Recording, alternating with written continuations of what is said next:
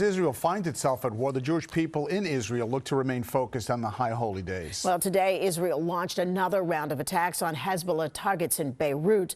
Meanwhile, Israeli forces continue to operate near the Israel-Lebanon border. And all of this as Israel contemplates its response to Iran's missile attack Tuesday. ABC's Ines de la Cuetara live in Tel Aviv as the fighting intensifies across the region. Ines.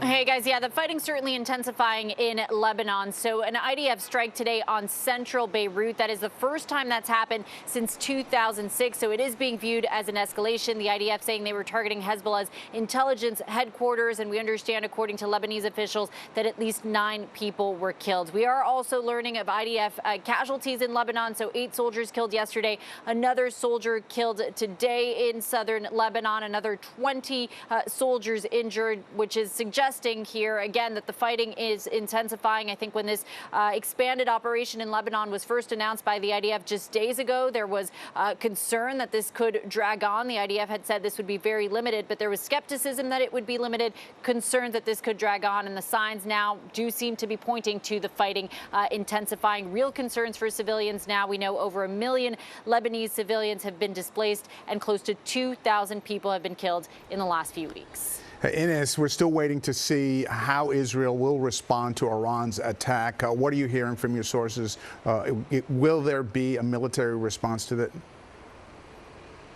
There will absolutely be a response. The Israelis have vowed to retaliate, saying Iran will pay the price. We understand, according to Israel's envoy to the UN, that the response will come soon. What the response will look like, though, is still unclear. There had been talk of Israel potentially going after Iran's nuclear capabilities. We understand that the U.S. is not on board with that. We heard that from the White House. Our reporting is that it's much more likely that Israel will go after Iran's oil industry. And we actually just heard from President Biden moments ago saying that the U.S. is discussing Israel's possible plans to attack Iran's oil sector. So that is certainly an interesting development, waiting to see what happens there. And again, waiting for that response. Everyone here on edge to see what Israel does next.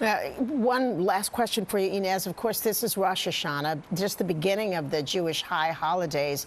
You got to believe that all of this chaos in that region is impacting how people are observing this holiday. What is the mood there? And is it different this holiday than last year?